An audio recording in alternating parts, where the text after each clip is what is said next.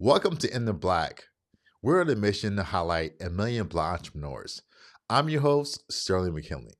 Join us as we explore the credible journeys of successful Black entrepreneurs, revealing their strategy for success and how they built a profitable business that stays in the black. Today, I'm speaking with Quintel Harcum, the founder of Green Book Digital, a brand strategy firm, and he's a holistic Quintel. Welcome to In the Black. Thanks, man. Sterling, I appreciate you having me, man. I saw your profile on LinkedIn. I said I'm gonna reach out to Great. this guy, just let him know I see him. So thanks a All lot right. for hitting me up and inviting me on. Awesome. Thanks for being here. So I like to start out always with a lighthearted question. So I read your bio, and I saw back in college you burned CDs and also you type homework assignments for your other roommates and your dorm mates. So tell me about that and how that led you into your first step into being an entrepreneur.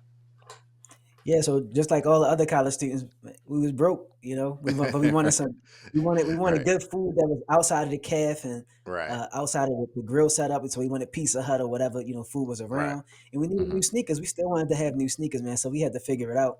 And I was a philosophy major. I was spending time writing a bunch of essays anyway. And I noticed Okay. a couple of the homies, they didn't want to they didn't want to type or anything like that. So Right. yeah, so Okay. that got me into it. I was like, well, I'll type it for you, and then that just kept rolling from there. We was just stacking up different things to do and help and Hmm. get paid. Right. Yeah. Yeah. I love that. I mean, it reminds me of my story in college and how I became an entrepreneur. So, like you, I was tired of being broke.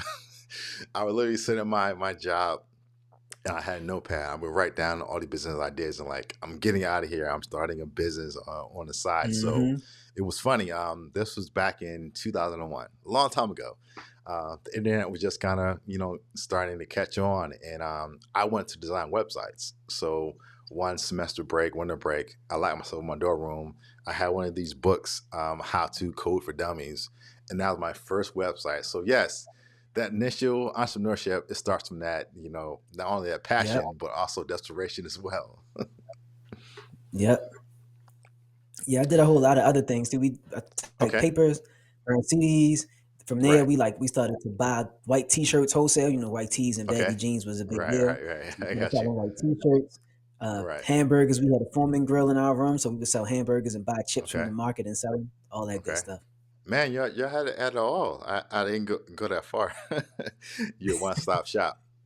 So let's Yeah. talk about also your college days. I read that you were a philosophy major.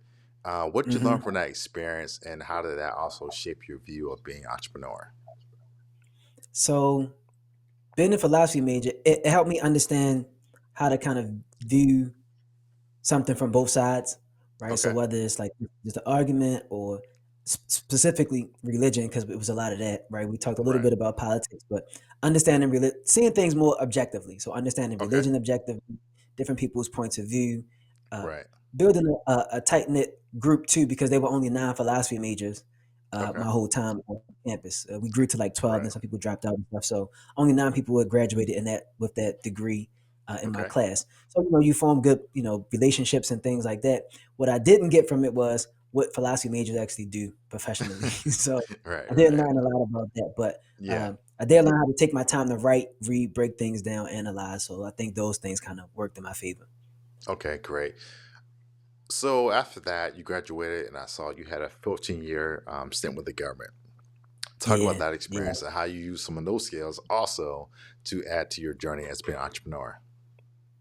yeah. So where I live in Baltimore and in the Mid Atlantic, we got access to government jobs. Like Right. that's a great thing, right? Because it kind of Hmm. keeps the tax brackets up. You kind of can move around and see people from Right. everybody from diplomats to people with Hmm. big contracts. And in Right. the city, we just call it a good government job. If you get you a good government job with a B, then you set for life. You good. I Yeah. was Yeah. working for a software development company at the time, actually, and Okay. Social Security, like a lot of my family and friends or their friends, they Right. worked at Social Security, and it's a pretty Hmm. decent, job, flexible to hours, all those things. So I just kept Right. applying. One of my friends worked there. The software development company was right around the corner. So it was Hmm. kind of like, easy access and network with people seeing them at Right. the lunch spots or whatever. So I got in, started doing that. And that really helped me in entrepreneurship because it allowed me to understand how to do B2B business. Because Right. even though it's public service, it operates Hmm. like a corporation, right? You have a lot Right. of senior leadership and you just break it Hmm. down to employees, management, staff. And then Right. the very first thing I did when I got in Mm-hmm. They offer a lot of free courses and development at Social Right. Security. So all of the OGs were like, oh, you got to take the free classes because they didn't Yeah. have them when they was coming in. Right. So the first class I took was professional writing, like Mm. emails. And so Okay. now I use a lot of cold emails, or even when I'm just working with my team, Right. I'm pretty effective in using email and just learning how to talk to people in a personal way, but still in a professional way. So that's one of the Mm-hmm. biggest things I think I learned from Social Security. Right. Yeah, I love that. I mean, it kind of reminds me of my journey. So when I was in jobs that I liked or didn't like, I was always Hmm. about what can I learn, what can I absorb from this job to apply to my next opportunity. And when I look back, there were so many jobs that I had that maybe I loved them, maybe I didn't, but I made an opportunity to make connections with people and also learn Hmm. because I was thinking about my next opportunity. And, I have this thing even today when I start a new job or contract. I say this is going to end one day. So let me Right, put in right. place everyday strategies, tactics, networking skills to make sure that I pull everything from this opportunity. So, what inspired you to open Good Pat and Co? So Good Part and Company, the juice bar. So I had a plant Right. based health cafe and juice bar. Prior Okay. to that, I was doing parties and events for my second time. And the name of that company, it was called Here Comes the Good Part, because I like The good active part. like Great. phrases and Great. sentences and stuff like that, right? Okay. And it really was a reference to like having a good time. Like if you're telling a story to your Right. friends, like yo, what the good part was, right? A movie or something like that. So our parties were the good part. So we did an R&B party here in Baltimore, brunch party, stuff like Right. that. And then one day I was like, well, this really isn't sustainable. I'm not really feeling this whole drink because I came from doing parties and stuff prior. Hmm. And I was like, I don't really want to keep doing this. The nightlife scene in Baltimore is changing. I'm kind of aging Right. out of it and I don't have control like I want. I need to do Hmm. something different. Right. So it just hit. I said, I still want to use this name because I really like it. And Okay. I was, into my health journey. I was already plant based for like 4 or 5 years at the time. Okay. And I was like, you know what? Everybody in Snapchat was popping too. And I was posting Right. my smoothies on Snapchat. People kept hitting me about my Okay. smoothie recipes. And I'm like, well, I got this new merch. I got this new party. People would come, but they had more questions about that. And I was like, you know what? There go another business opportunity. So I just put Right. that in my back pocket. And one day I was at one of the brunch parties and Hmm. I was telling my friend, like, you know what? I'm gonna open a juice bar. It just hit me like, yo, I'm gonna open a juice bar. Right. Okay. And it, because I wanted to transition out of something that was like tearing my body down to building my body up Right. and also offering that to the rest of my community. We needed more, Right. places we can get some healthy stuff. So that's what really pushed Right. me to do it. Like, okay, I'm already decent at it. People are Okay. already asking for it. Let me figure out if it worked and uh, start small, figure it out, and then keep going if Right. I get a little traction. Yep. Okay. So tell me about more of that journey into, plant-based lifestyle and also holistic lifestyle. Talk about that journey. Was that something that you always want to do and you Yeah. finally did? Talk about that path and that journey. Yeah. So I went plant based in 2011. Okay. And like I said, prior to that, so 2004 to 2010, my friends and I out of college, when I got out of college, we Right. started throwing parties, and Okay. it became a big deal. Like the party scene became a big deal, Right. and we hit the what as they call it, like the perfect storm. You need to have a Yeah. trifecta, right? We happened to hit the trifecta at the time, and Okay. we ran the scene. And that's not like to brag. We really did. Like we changed how things was going in Baltimore, but we did it Right. hardcore for 6 years straight. So Hmm. 2004 to 2010. And even when you're a young man, like you look up and be like, man, it weighed you down. You hanging out late, you having Right. drinks, you at the Right. hour spots eating and stuff like that. Uh, and you can handle it staying up late and things like that even into your Hmm. 30s. But as you do more, you have more responsibilities. You got a real job. You can't be hungover going to work. Right. So I was like, I want to feel better. I want to get my energy back so I can start a new business because that one ended Hmm. in 2010. And Right.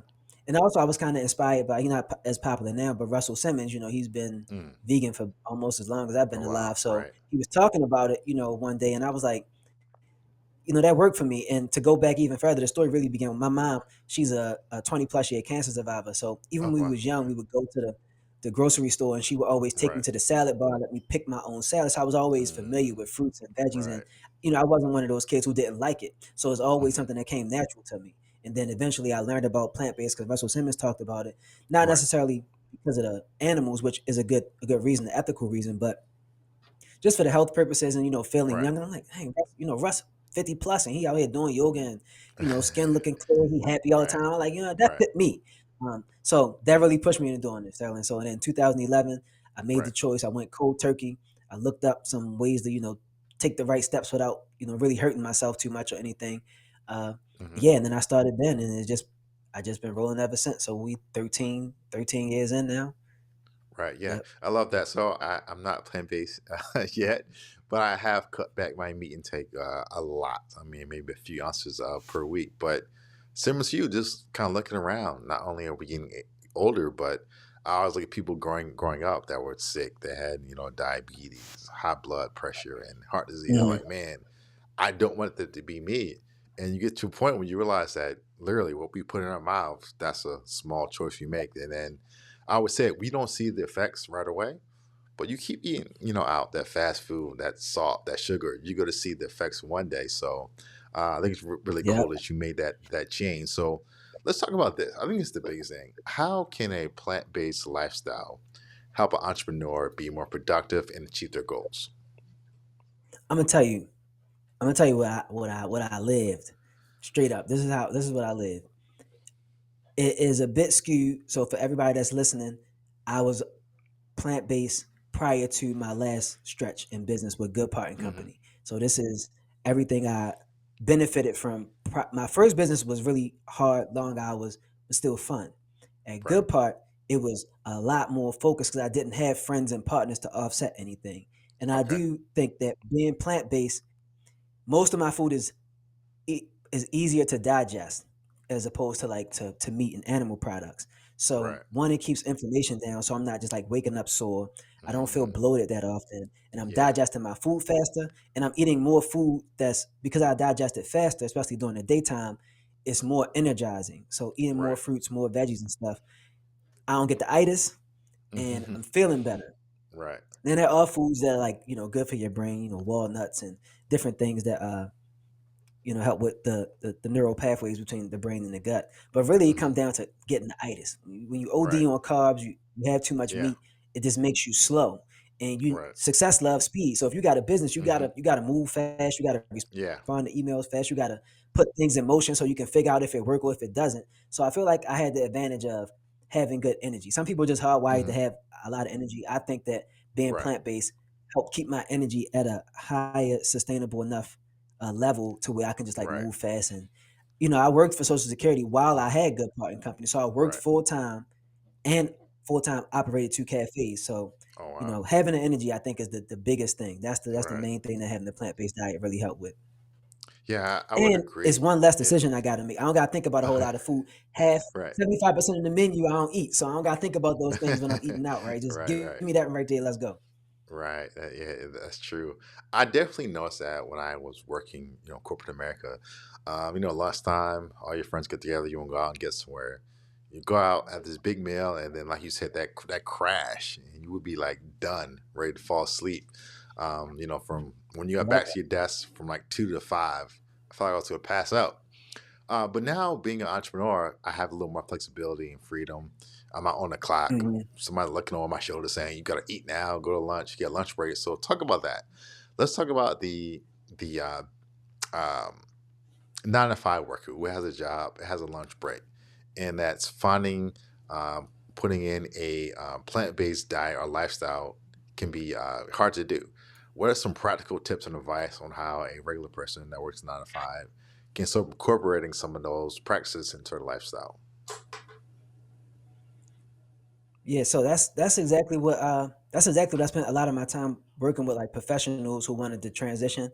The Right. first thing I would say is to decide why you want to make the choice. Like don't do it because it's a trend or don't do Yeah. it just Yeah. because you want to lose weight. Like if you want to go Right. plant-based, have a real reason. Like, yo, I knew I needed more energy so I can start a new business because if I didn't, I was Right. going to go crazy. For some Right. people, they have kids, they want to be able to have more energy to be around with their kids or their grandkids. Some people have Right. like real health issues where they got to get their cholesterol down or, Hmm. gut issues and things like that. So you need to have a real solid why. Once you figure Right. out why you want to go plant based, then you're good to go. How to do it is gets easier.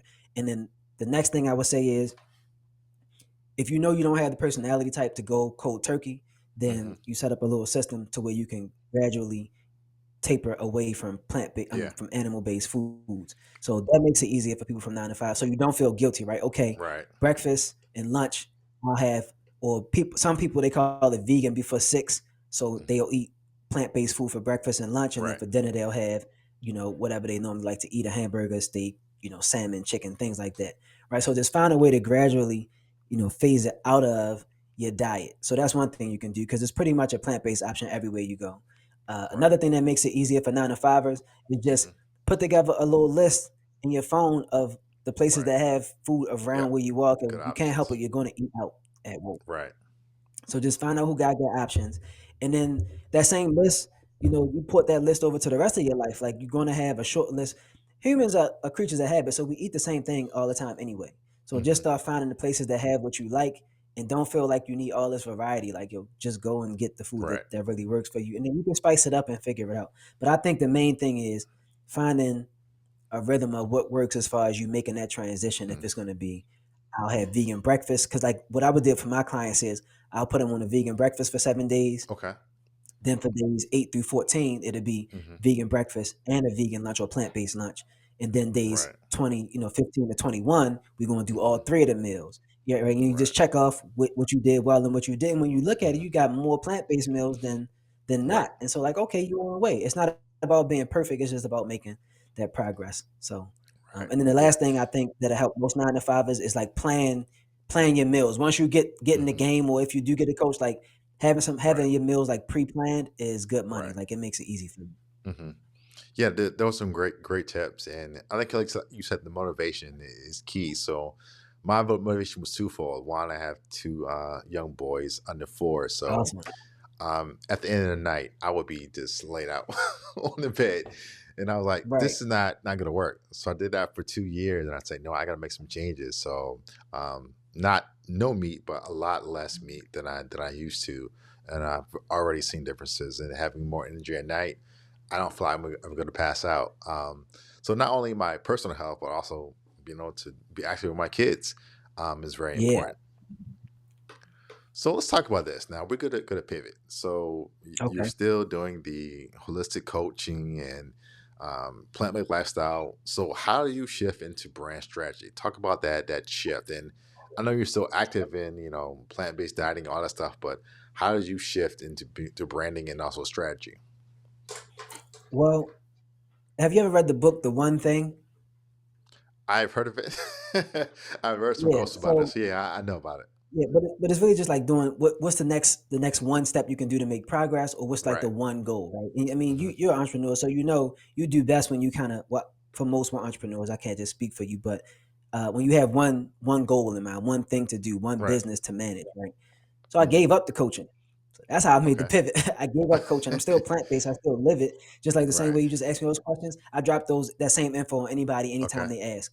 But I'm just not selling it, because to Right. be honest, I don't feel like I did a good job at marketing it, Okay. uh, and I wasn't communicating it well, because I'm a little too close to it. I'm kind of blinded by it. Like, Hmm. it's on default for me, so I don't have Right. enough understanding of, like, to meet people where they are in their health journeys Hmm. as good as I should to be Right. successful in that business. Okay. But I've been stuck on branding and design since 2003. Like, that was a Right. part of my health cafe. Like, that was a part of the reason why I got funded. I already did all of the Right. marketing, all of the design, all of the brand strategy. So the bank was like, "Yeah, here go a check," Right. and then I Okay. invested. But so the branding thing has always been. I got consulted here and there to help people with other parties. A part of that nightlife business, my friend and Hmm. I were self-taught in graphic design, right? So, like, I'm Okay. always understanding design and graphics. Right. So once Good Part got successful and I got a partnership with Johns Hopkins, it started putting me on the Right. map for other people who had business, and they like, well, where else is this business? Like, is Good Part and Yeah. Company and Whole Foods? They didn't know it was from, like, just from me and my team. They thought it Right. was like basically a big box brand, or like a A big brand. franchise. Right. So Hmm. when I started getting a lot of questions about franchising, like, where else is it, and how did you get the two places, and who, because not just they don't know who gets deals with Johns Hopkins, but they work with local Right. businesses. Hmm.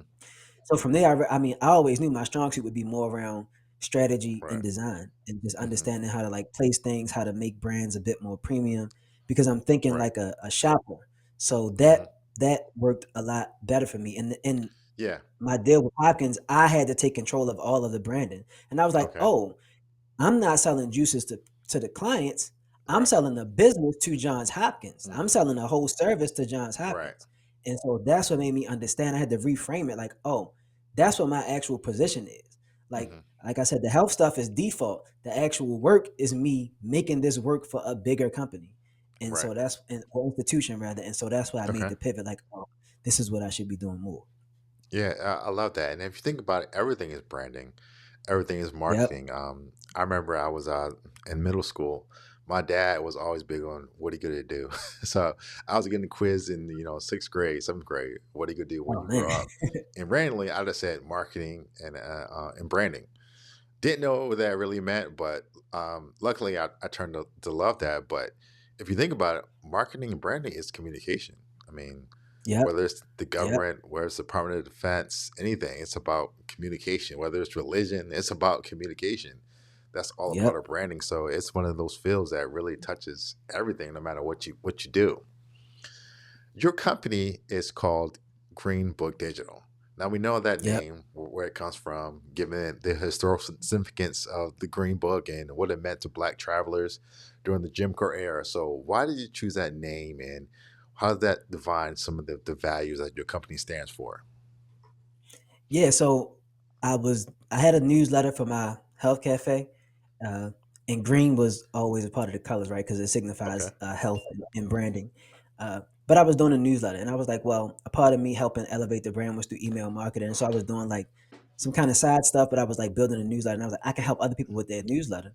I Right. need a name for this, Okay. and I was like, I would like for it to have to be connected to me, my people in my community. And so Right. Green Book Digital was just basically helping my people in my community Okay. navigate their way into better business, Hmm. into more freedom, but through Right. digital means, right? So like Okay. the actual traveler's green book, how people navigate to get to hotels or Hmm. places where they can find work or they can go get some entertainment. Hmm. And we need our own kind of map sometimes to get around on the internet, right? Because it's way bigger than Right. Black Twitter. It's Right. LinkedIn. It's actually email people, call people, text people, Hmm. or how to actually use some things. Sometimes we kind of Hmm. stuck in survival mode. We don't know how to make a website. We don't know how Right. to use Canva. We don't know how to take a step back and Hmm. make a little dashboard for our businesses or even our lives. So Green Right. Book Digital is like how do you navigate life and your business to success, Okay. to places where you accept it, where you can grow, where you can shine. That's what the Green Book did for us back in the 50s. That's what Right. Green Book Digital is planning to do going in the future. Okay. All right. I like it. So, what exactly do you mean when you say premium service based businesses? What is that premium Yeah. service, and how the diff? Because let's be honest, there's a lot of companies that are involved in marketing and sales and branding. What does that mean, Mhm. premium service based businesses, and how is that uh, different from other companies that are involved in the same process? I appreciate you asking that because I always wondered, am I getting that across clear, or do people identify as that?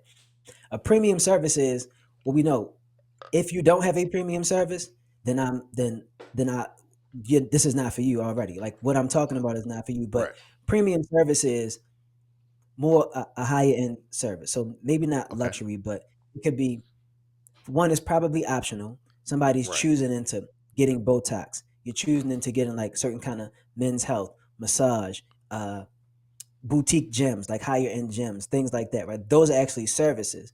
And we tend to think about branding and marketing in terms of products all the time. Hmm. But services, the good thing about services is that they make more money per service.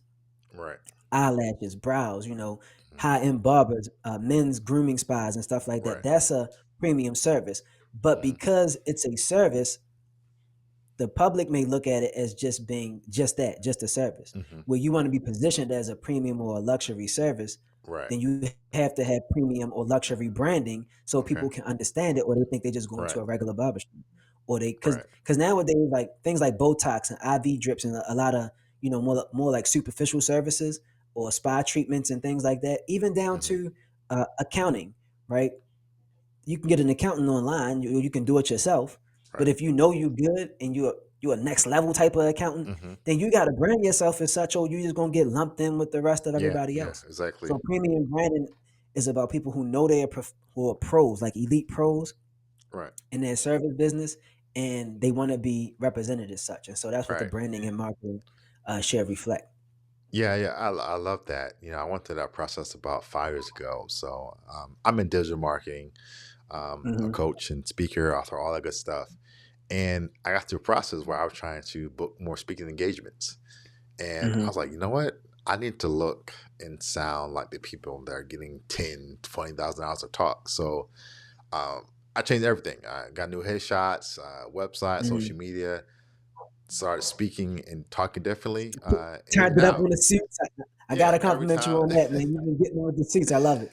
yeah, every time you see me, I'm in a suit. But guess what? Yeah. It's crazy. No matter where I go, people say, "Oh, you're the guy who talks about digital marketing in the suit." I can go to a family function to a cookout, and people will say, "Where's Hmm. your suit?"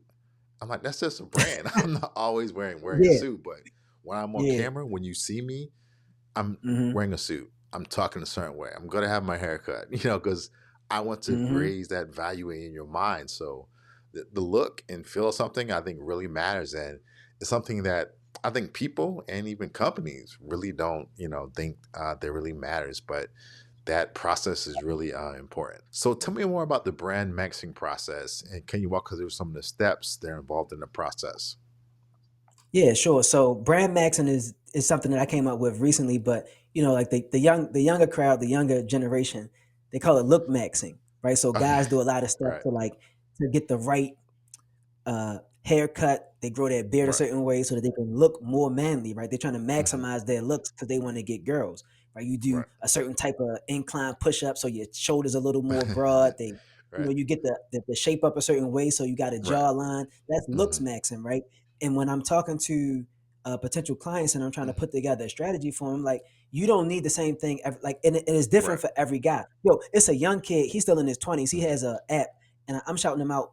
I don't get paid for this. His app is called Umaxing. Yo, he make Okay, millions, right? Because he's of the generation and he know how to code. right, hmm, You go in the app, you take a look at yourself, and it score you on whether how attractive you are or not, right? For mm, men, this is for okay, yourself. It's not forward facing, and then you right, start to work on it. And people, that's right, one thing people always care about, right? How they look. So hmm, I was like, I understand that concept, because like you said, how you look matters, and for a brand, how a right, brand looks. So I'm just thinking of a way to coin my process. So I call it hmm, brand maxing. So we just okay, maximizing how your brand is presented and how it's perceived.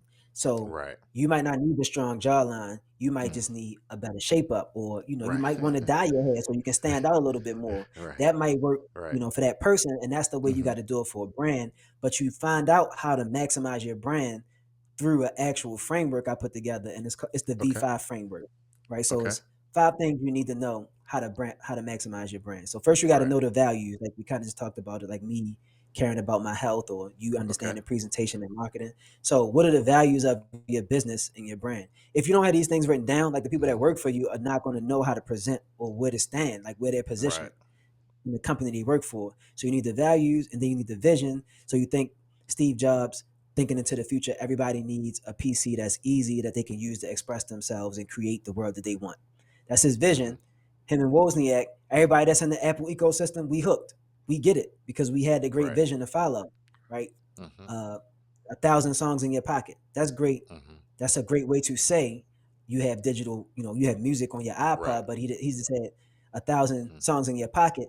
That's the voice. That's the next step. So you had the values, then you had the vision, and then you got the voice. How do you communicate to the people that you hmm, want to attract to your business, right? You right, got premium business, so you don't want to be dealing with cheapskates all day or people who don't understand the service and yeah, value you bring. So you got to communicate it well. So you got to have a hmm, voice. okay, The next one is visuals. People, this is the part that everybody gets caught up on, but you really right, can't get the right visuals unless you got the foundation of the other three before it, unless you right, got the values and the vision and stuff, right? So hmm, visuals, that comes down to like your headshots. What's your right, signature look? Back to Steve Jobs, you got the black turtleneck, jeans, and the New Balance, right? hmm, You come through with the sharp suits and the sharp hairline. hmm, Everybody got that thing on the visuals, and then also on your timeline. right, Is it consistent? It may yeah, not have to be like super beautiful and stuff, but right, do people know that's you when they looking at it? For Good Part and Company, everything I did was green and white, and it was a very specific kind of green.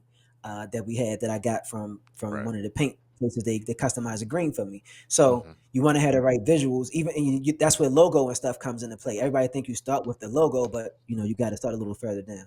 And the last part of the V5 framework is validate. Now you got to figure out if you actually communicating what you want to communicate into the Okay. market. And Right. once you validate it, you have maximized your brand, right? Okay. And the thing about brand maxing is you can always do a little bit more. Every Right. quarter, every year, every 5 years, you can go back. Mm-hmm. Are we hitting our marks? Are we communicate? Are we getting the clients we want? Are they repeat buyers? Those are you definitely want repeat customers, right? Right.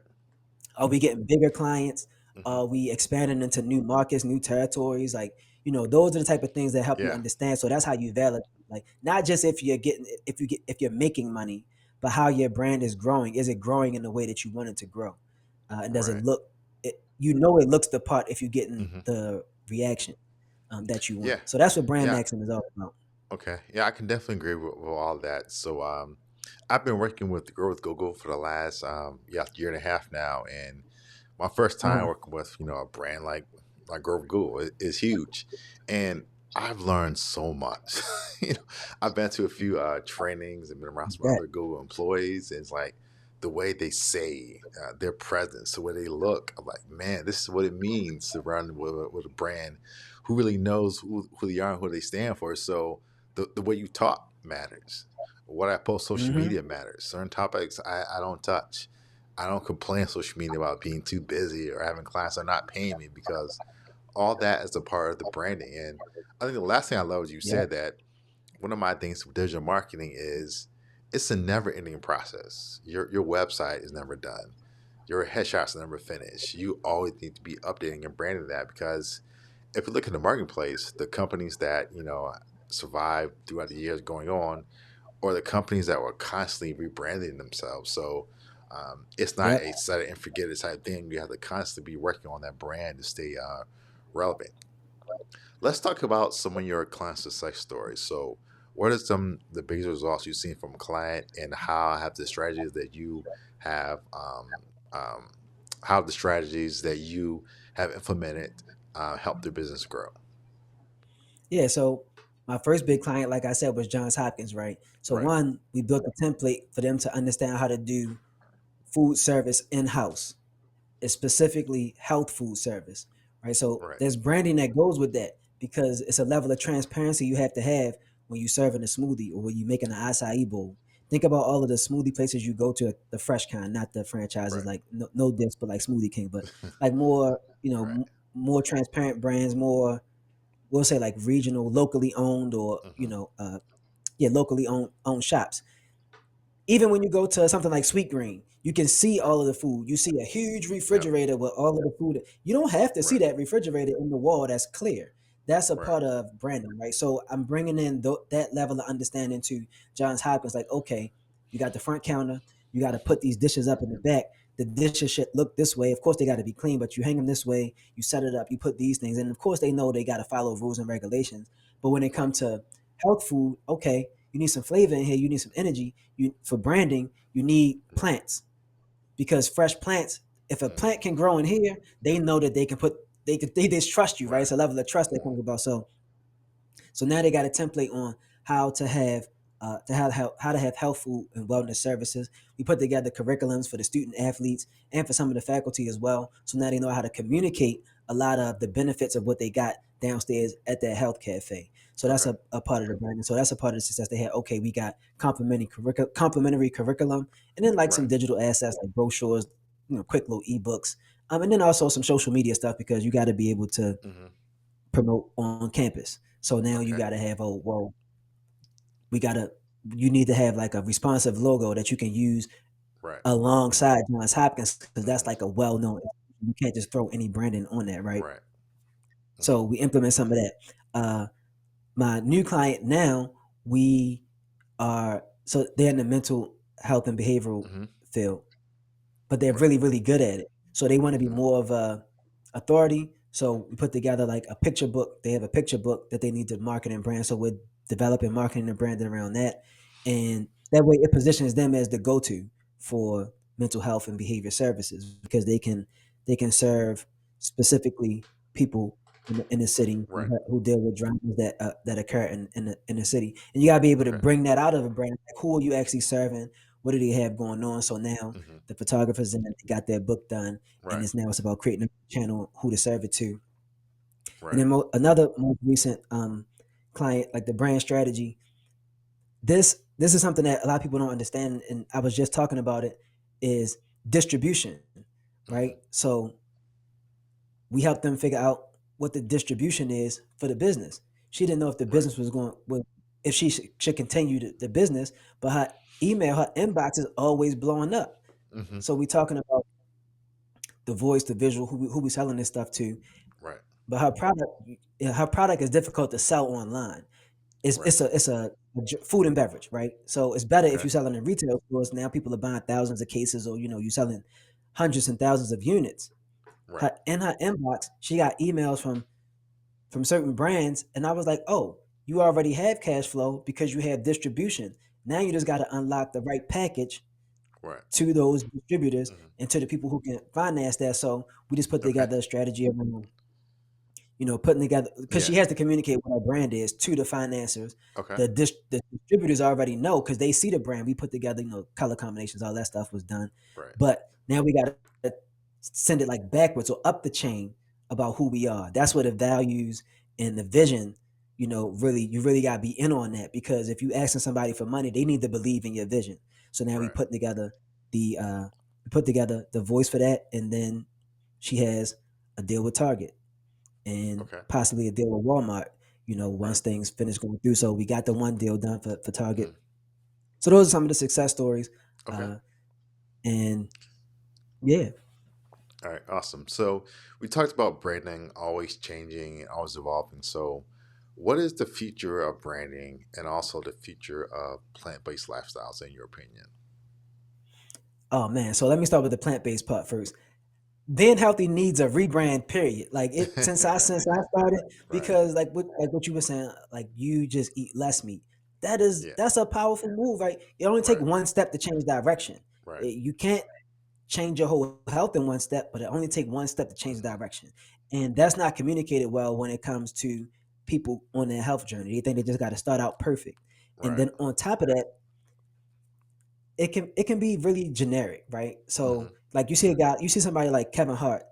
He does a great job of showing his health journey. He's a little guy, he want to get a little muscular. You see him working out, then he invests in Right. Fabletics and things and it's really real for him. Like this is what he Hmm. really do. You can like Fabletics or not, but Kevin Hart outside running around doing pull-ups and stuff like that, Right. right? So being healthy, but he also eats plant-based to a certain degree.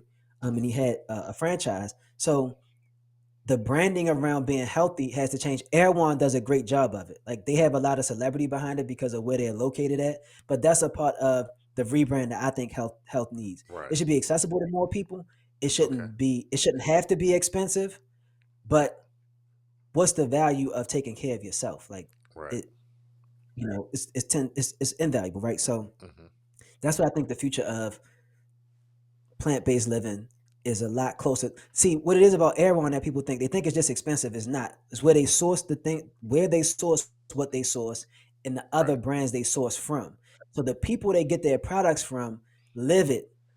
They don't die by it. They live it because they're healthy. So Hmm. they clearly is on it. So Right. any of the special herbs and any of the all the things that they have is really from really highly qualified sources. It's a really well curated store as far as their vendors, not just the prices and the celebrities and the models and Kylie Jenners that come through, right? And Hmm. so, if people can start to see themselves in that, then I think plant based living and or just a healthier living in general will be Right. more understandable, and people will be more likely to invest more in their health. The Okay. future of branding, though, like right now, personal brand is a really big thing, and some personal brands are going to be better and stronger, and it's kind of like the power law. The people with the best personal brands is always going to be at the top. Hmm. The future of branding, though, is more people understanding that they have a personal brand Hmm. to the point where they realize I could Right. probably leverage building a business brand over a personal brand, because maybe they're not the best at communicating or showing up on camera, but they have high level skills that Yeah. you can package into a real brand. So I think the future of branding is bigger brands leveraging personal brands, not in an influencer way, in a way where the people are speaking on behalf of the brand. And Right. like, all right, for example, you just spoke highly of Google. Hmm. Yes, you work with them, or you work for them, but you don't have to talk about them. Right. You don't have to talk about them, but Hmm. you still show up as a great front man for them. So it's best for a business like Google to be like, my man Sterling out there moving and shaking. We need to invest more, put more behind Right. Sterling so he can keep doing this thing. Let's find him a new position. Let's get him ahead of the game with the next moves in technology. Right. Let him be the one to break the news on the new AI resources we got, right? Hmm. That's a branding move because the Right. people will believe it more coming from you. You closer to them. They never Right. gonna go to the Google campus. They don't know Hmm. who the founders are. Having $16 billion is not understandable. Right. My man with the suit over there, though, he on the stage in front of me. I understand Right. him. Hmm. That's the future of branding. Using the talent who really communicate directly better with the people you're trying to serve. That's what Right. big brands got to get. And I think that's really it. Imaging and stuff like that. Like everybody is going to be able to have access to good Right. designs. Everybody's Right. going to have access to good. It's another reason why they need to attach to brands like yours, Yeah. right? Because people can exhibit better taste. Because big Hmm. businesses they got to focus on and keeping that money flowing, so they Right. can't really. You know, not even have it. They more than leverage good taste. Presenters like yourself and other people. Right.